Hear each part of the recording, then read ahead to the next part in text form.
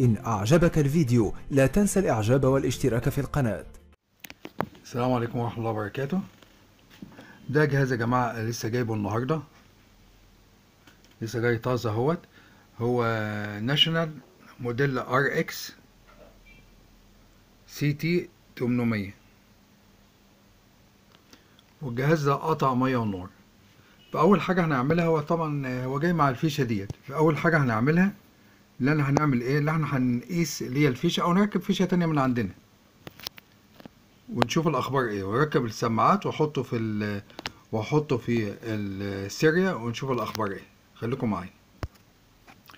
انا غيرت الكابل يا جماعه وحطيت كابل من عندي، ولا زال برضو مفيهوش اي حاجه خالص، زي ما هو مفيش اي حاجه، مفيهوش اي باور خالص واصل.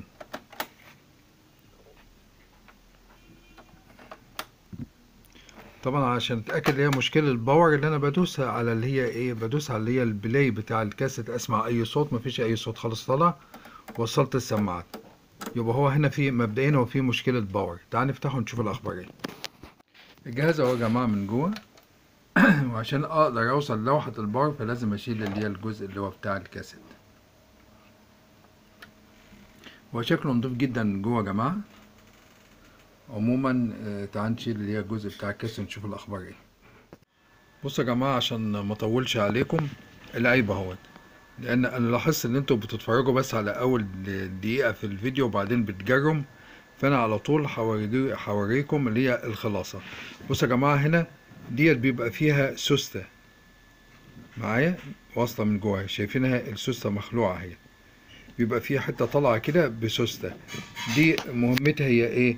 مهمتها اللي احنا لما بنيجي ندخل فيشه الكهرباء فبتقوم ديت ضغطه على السوسته، ماشي، فبتقوم فاتحه دايره البطاريات، بحيث ما ينفعش ان احنا نشغل كهرباء وبطاريات طبعا في وقت واحد الجهاز يتحرق. فدي لازمتها انك انت لما بتشيل الفيشه بتقوم قافله السوسته دي، بتقوم قافله الدايره بتاعه البطاريات فالبطاريات تشتغل. بتحط اللي هي الكابل بتاع الكهرباء بيقوم فاتح الدايره اللي هي بتاعه البطاريات، فالبطاريات ما تشتغلش حتى لو انت كنت حاططها. خلاص، فزي ما احنا شايفين هي واقعه اهيت، مش موجوده اساسا، اللي هي السوسته مش موجوده. فده السبب اللي بيخلي الكهرباء ما توصلش للجهاز اللي هي الكاسيت. فانا هغيرها ونشوف ايه الاخبار. هغير دي كلها طبعا. طيب انا غيرتها الوقت يا جماعه. تعال نشوف الكاسيت. هنعرف من الكاسيت انا شايل السماعات والكاسيت مش شغال، بس انا حاسس بحركه الموتور، الموتور بيشتغل اهو يا جماعه. طيب تعال نشوف هنا السيور اخبارها ايه.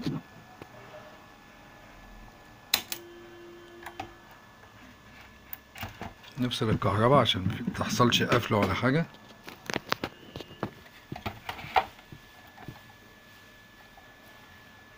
السيور موجودة اهي يا جماعة، وعلى فكرة السيور قوية. طيب ايه اللي بيخلي بقى يعني لا كويس، معقول السير ده برضه. طيب ايه اللي بيخلي اللي هي ما بيشتغلش؟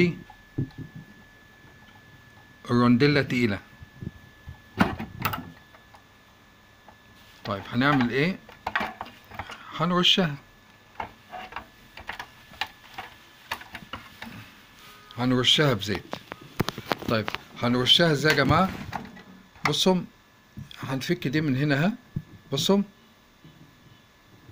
في وردة اهي، شايفينها في وردة هنا، شايفينها اللي بتلف تحت ايدي. هنشيل الوردة ونطلع الرونديلا ونرش مكانها، بحيث اللي هي ايه، تبقى شايفة مكلبشة او جامدة شوية.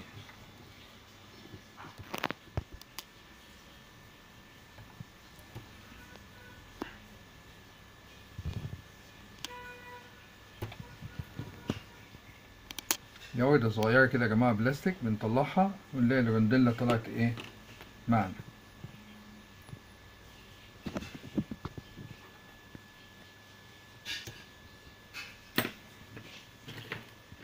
حاجة رفيعة خالص طلعها بيها.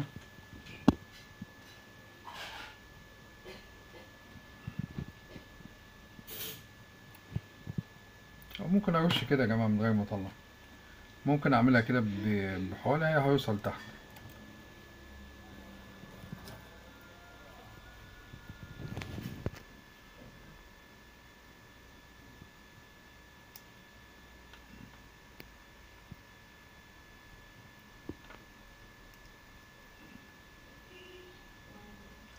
طبعا انت بتسألوا انا بحط ايه. اللي انا بحط يا جماعه ده عشان الوقت الدبليو دي فورتو بقى غالي جدا، بقت العلبه الصغيره بقت ب100 جنيه، فانا استعدت عليها بحاجه بتأدي نفس الوظيفه وممتازه جدا. تمام، زيها بالظبط، اللي هي ايه؟ زيت مكن خياطه. ماشي، تعالى كده، هي الوقت بقت. تعال نحط الفيشه كده ونشوف ايه الاخبار. بسم الله الرحمن الرحيم.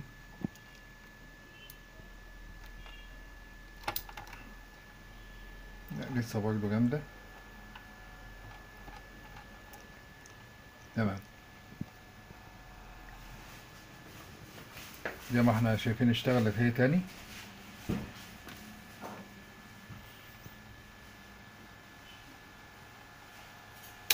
تعال نعمل نفس اللي عملناه في التانية.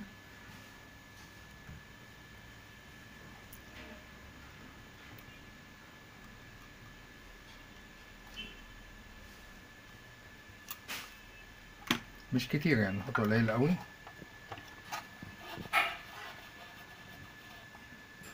بسم الله الرحمن الرحيم. جري ماشي.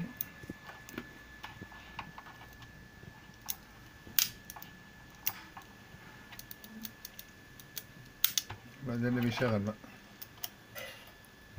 تمام يا جماعة زي ما احنا شايفين. تعال نقفل على كده بقى ونشوف ايه الاخبار، ونحاول نرجعه لحالة المصنع تاني. الوقت اكتشفت حاجة تانية يا جماعة، ان المؤشر ما بيلفش، المؤشر ما بيلفش لانه مقطوم، ولقيت الجزء بتاعه هو جوه. دلوقتي طبعا ده لا اما هل لو اتلحم هيشتغل تاني معرفش، ولا نبدله.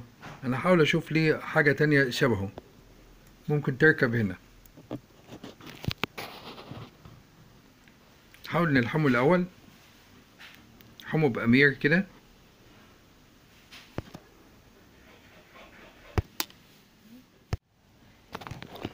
بصوا يا جماعة، انا مش لاقي اللي هي، طبعا ده مش هينفع يتلحم، اللي هو المقطوم ده مش هينفع يتلحم لسبب اللي هي طبعا اللي هي بتتنى. ما احنا بنيجي نلف بتتنى، فما تتنى هتقوم مكسورة تاني. ما بنيجي نلف هنا البكرة، فهي بتلف حوالين البكرة وبتتنى، تتنى كده. فمهما نلحمها، انا حاولت ان انا نلحمها اهي زي ما احنا شايفين، بس ايه، هتكسر تاني. فطبعا لازم نجيب لها واحدة زي دي. عشان نجيب لها واحدة زي دي طبعا بنكسر تاني. فللأسف بنفس الشكل اللي أنا عندي كذا جهاز أخده كخردة أو كقطع غيار، بس مفيش ديت، في أتخن، في أكبر، بس نفس الحجم ده مش موجود. فهضطر إن أنا أحط التانية بس كزينة، ماشي، ديت كمنظر كده بس، عشان ميبقاش من غيرها خالص لحد ما يبقى الآلة واحدة. تمام، ودلوقتي نحاول نرجع الجهاز لحالة المصنع بتاعته، ونجربه اللي هي التجربة ان نسمع الكاسل بتاعه، ونسمع اللي هي الراديو صوته ايه. طبعا انا عشان انضفه وارجعه تاني زي ما كان، فانا هستخدم اللي هي السائل الخاص بتاعه، انا قلت لكم عليه قبل كده. في حاجة نخلي بالنا منها يا جماعة. شوفوا هنا في حاجة زي الحجر، هو ده مش حجر. بصوا انا هحاول اوضحها لكم، عشان شايفين ده، شايفين ده يا جماعه معلمه ازاي؟ انت يتهيألك اللي هو حرق، بس ما هوش حرق. بصوا هنا اهو برضه خلاص، وفي اجزاء مختلفه من الجهاز. السبب في ده على فكره اللي هو كان مجرد الشخص، شايفين يا جماعه اهو، الشخص كان اللي هو صاحبه كان لافف اللي هو السلك بتاع اللي هي الكابل بتاع الكهرباء حواليه. فلسبب او لاخر لما بتلف كابل كهرباء على الجهاز بيعمل كده، بيسيح، ماشي، الكابل نفسه بيسيح وبيعمل في الجهاز كده اكنك حاطه على نار. شايفين؟ حتى لو انت عاينه في الدولاب يعني ما بيطولش شمس ولا اي حاجه، البلاستيك بيتفاعل مع بعضه وبيعمل الشكل ده، عشان تبقوا عارفين. اي حد يشوفه يتهيأله اللي هو محروق. فدي نصيحه مني، ما تبقاش تلف السلك حوالين، ما تلفش السلك حوالين اي جهاز. طلع السلك منه وخليه لوحده، لانه بيشوه منظر الجهاز خالص، وطبعا ما بيبقى لهوش حل. فالوقت انا هستخدم السائل بتاعي واللي انا المع الجهاز. طالما اللي ديت ما فيهاش اي حاجه كهرباء، فانا ديت هلمعها لوحدها خلاص قبل ما احطها على الجهاز التاني.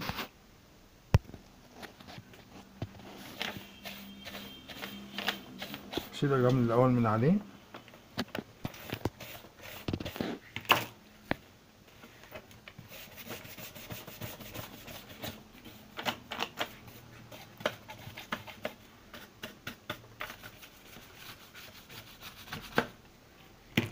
وانا مش عايز احطه تحت الميه عشان ما اقعدش استناه اللي هو ينشف. هي طبعا ممكن انا احطه تحت الميه،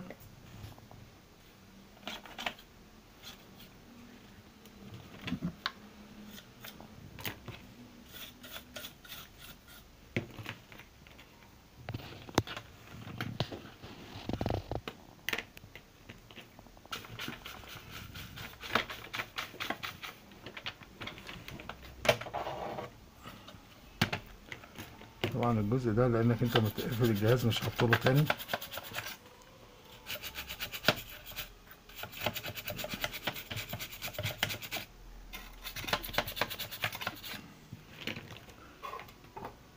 وقت مفيش هبدأ بقى اعمل اللي هو ايه السائل بتاعي، حاجة مش هحط حاجة بسيطة عشان هو ايه، عشان هو بينشف بسرعة. هي انا قبل ما اقفل النهائي يا جماعة قلت اجرب عشان اطمئن 100%. لقيت برضو اللي هي ايه الرندلة تقيلة برضو شوية، لازالت تقيلة شوية خلاص وبتقف. فعشان كده اسلم حاجة بقى ايه اللي انا اطلعها واعملها بالشكل اللي هي المفروض اللي انا احط عليها شحم. ده شحم يا جماعة اللي انا بحطه اهوت، ده شحم خلاص. في ترس هنا برضو اهو اتحط عليه برضو شحم. اوكي ماشي كده، هي افضل حاجة يعني. بعدين ارجع اركبه تاني.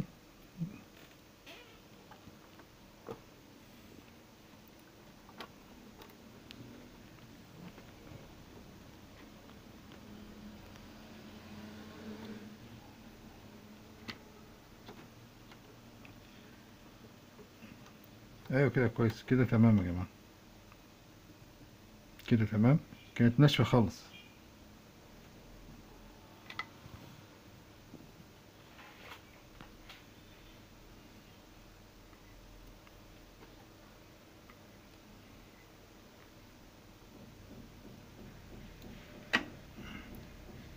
في سير تاني المفروض ان هو يتحط من تحت اللي هو ده.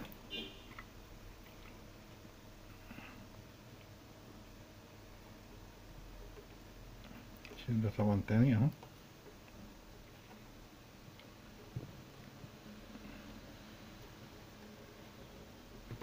ركبه الاول عشان مش عايزه صراحة يتقطع.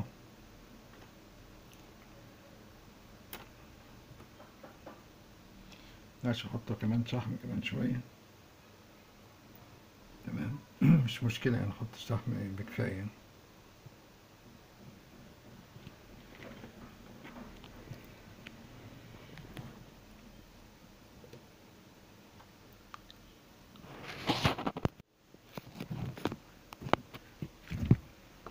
الوقت يا جماعة نجرب.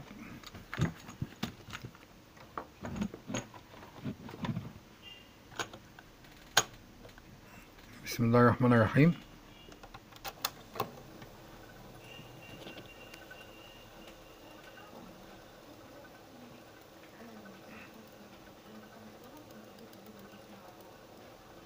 تمام هو يا جماعة شغال كويس، هو الشريط بس في أوله، هو مفيش صوت طبعا عشان مفيش سماعات. ما نركب السماعات نبقى نسمع صوته بالسماعات. طيب أوقف بقى ونرجعه تاني لحالة المصنع. أنا حضرت السائل بتاعي اهوت وهنضفه بيه. انت عارفينه وقلت لكم على مكوناته قبل كده. طبعا عامل شوية قليلين بس على قد الجهاز لأنه بينشف، بسيبه شوية بينشف. دي يا جماعة بقى اللي هي اللمسة الأخيرة اللي هتخليه يفضل يلمع على طول وما يطفيش أبدا. دي مهمة جدا لأن هو دلوقتي بيلمع بس بعد شوية بيطفي. أما دي اللمسة الأخيرة اللي هتخليه يفضل يلمع على طول، بتخليه يفضل جديد على طول.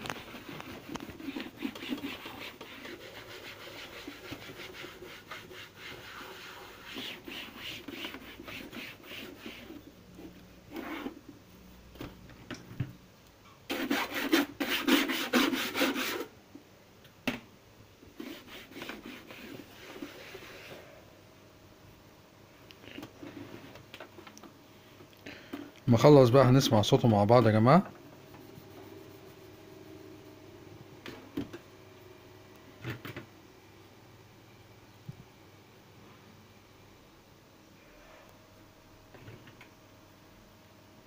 مش كتير.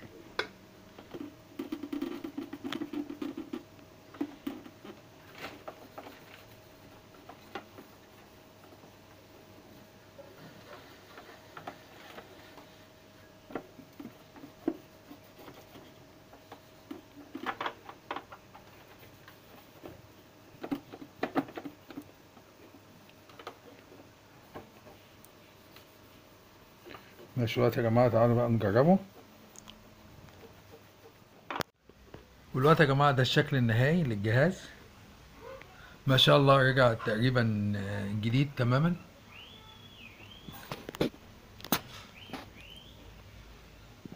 تعالوا دلوقتي نسمع صوته. على فكرة دي الموجة القصيرة الشورت ويف.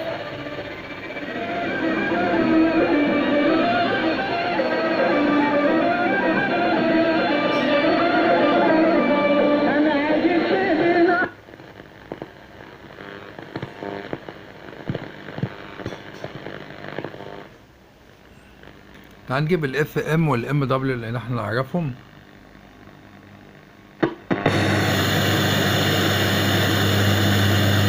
لو عايز تستغل 40 دقيقة في أي إنجاز، فأنت عايز تنجز أنت كمان. أنا بحب أنجز وبحب أعمل حاجات كتير. أيوة. وعندي مشروعات كتيرة، فالوقت بالنسبة لي مؤجلة عشان الوقت. بشتغل في كله، بس إن هو بيخلص بقى حسب ما ربك بيريد يعني. نعم. أنت عارف أنا بشتغل مدير. وقت نعمة وخلق من خلق الله. فبشتغل مدير، فدي بتستهلك منها وبتشتغل أب. رسول الله صلى الله عليه وسلم كان هينا لينا مراعيا لكل الناس ومراعيا لكل شيء في الكون، والإنسان المسلم يستطيع أن يفعل.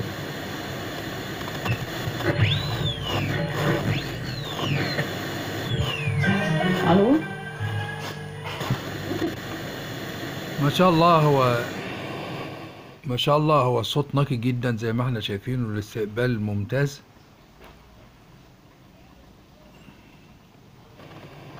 تعال نشوف اللي هي الام دبليو.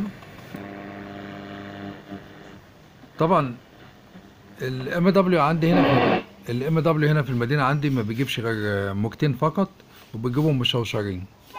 انا عارف ان في مدن تانية بيجي فيها الارسال اللي هي الموجة المتوسطة بيجي كويس، بس عندنا هنا لان هنا كان في اريال موجود والشال الاستقبال اللي هي الموجة المتوسطة.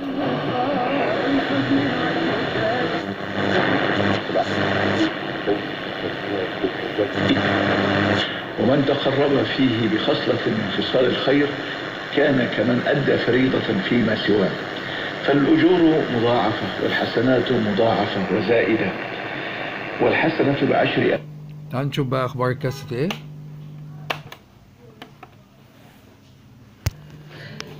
تخيل درجة التفاعل مع القرآن. جاء وفد اليمن إلى رسول الله صلى الله عليه وسلم فسمعوا القرآن فبكوا كلهم.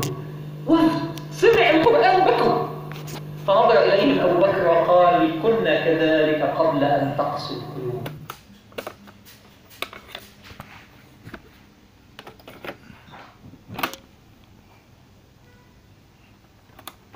سيدنا أبو بكر بيتكلم على قسوة القلب، امال احنا نتكلم عن ايه؟ شايف التأثر بالقرآن، التفاعل مع القرآن. عباد بن بشر أحد الصحابة، فبينما هو يصلي يأتي أحد الكفار ويضربه بسهم فيقع في كتفه فلا يخرج من صلاته لحلال قراءة القرآن. ينزع السهم ويكمل، يضربه بسهم آخر ينزع السهم ويكمل، يضربه بسهم ثاني. ما شاء الله الجهاز تقريبا في حالة يعني شبه جديدة خلاص. والصوت ناقص زي ما احنا شايفينه، اذا كان صوت الكاسيت او صوت الراديو. ودي كانت نهاية الفيديو بتاعنا. يا ريت يا جماعة ما تنسوناش الاشتراك والمشاركة واعجاب، واشوفكم فيديو جديد مع حاجة جديدة، والسلام عليكم ورحمة الله وبركاته. جمهورية